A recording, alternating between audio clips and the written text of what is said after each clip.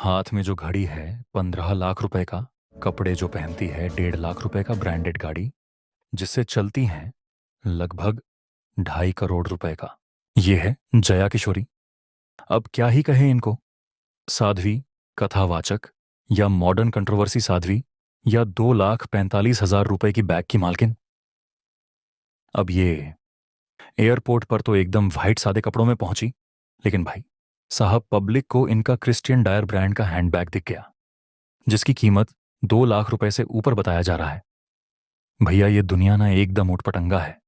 वही हाल है शेर की खाल में गधा, और जो पब्लिक को गधा मजदूरी करने पर मजबूर करती है वो है जया किशोरी।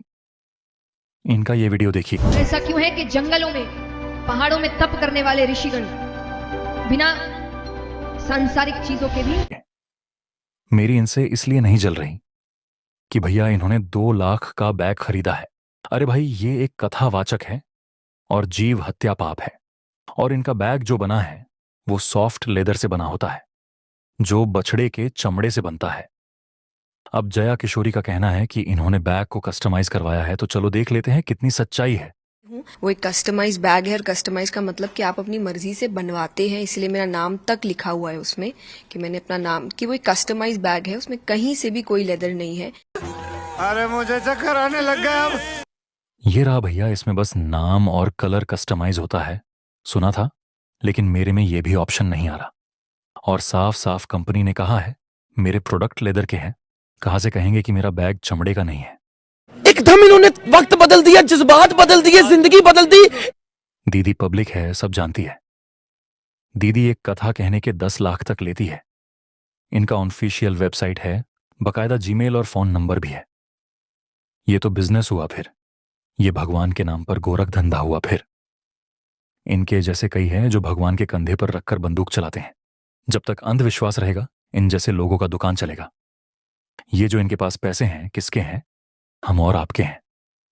भाई साहब भगवान ये नहीं कहते कि 10 लाख रुपए देकर मेरा कथा सुनो। भगवान सिर्फ भाव के भूखे हैं। 10 लाख गरीबों में खर्च कर दो, बहुत खुशी मिलेगी आपको। मैंने रिसर्च किया तो पाया कि भैया इनकी जो हैंड वॉच है वो 15 लाख की है। ये लगभग 2 करोड़ रुपए की कार से चलती है। मुझे दिक्कत नहीं है, इसकी जो सीटें हैं वो लीप लेदर से बनी होती है, जो काफी सॉफ्ट होती है, जो कोमल और नाजुक जानवरों के बच्चों के चमड़े से बनती हैं। और ये दीदी कहती है चमड़े से बनी चीजें नहीं यूज करती हैं।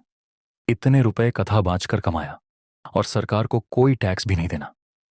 अच्छा आइडिया है भैया। दीदी तो बड़ी चालाक निकली।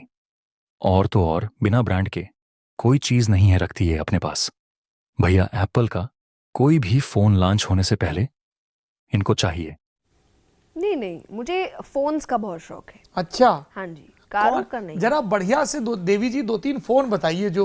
नहीं 2-3 नहीं, मैं जैसे नहीं, आप तो एक ही करते होंगे। हाँ, एक ही ब्रांड का यूज करती हूँ। वैसे मैंने और भी किए हैं, पर ज्यादा कंफर्टेबल मैं एप्पल के साथ ही रही हूँ।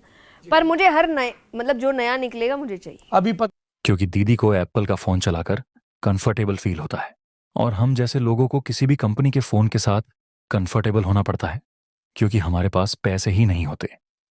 हमें देख लो एप्पल बस खा सकते हैं, अभी तक कभी एप्पल का फोन चलाया नहीं। और इनका मानना है कि भगवान श्री कृष्ण जी मोर पंख इसलिए लगाते क्योंकि मोर सबसे शुद्ध और पवित्र प्राणी होता है। इनका मानना है कि मोर कभी प्रजनन नहीं करते, इसलिए मोर कभी भी शारीरिक संभोग नहीं करते। उन्हें संतानें कैसे होती है? मोर रोते हैं, आंसू गिरते हैं, मोरनी उस आंसू को पीती है और उससे उन्हें संतान। तो फिर ये क्या है? वाह दीदी वाह, मोर रोते हैं, मोरनी आंसू पीती हैं और प्रेग्नेंट हो जाती है। क्यों, आखिर क्यों लोगों में अंधविश्वास फैला रही है, पूछता है भारत। एक इंटरव्यू में एक रिपोर्टर ने जया किशोरी से पूछ भी लिया।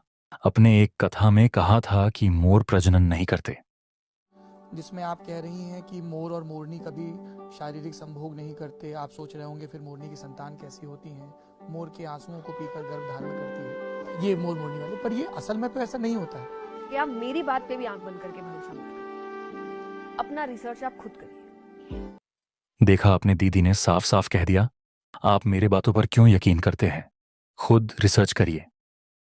जब पब्लिक को आपका झूठ पकड़ में आए तो आप यही कहीं आप मेरे बात पर क्यों यकीन करते हैं, खुद रिसर्च करिए।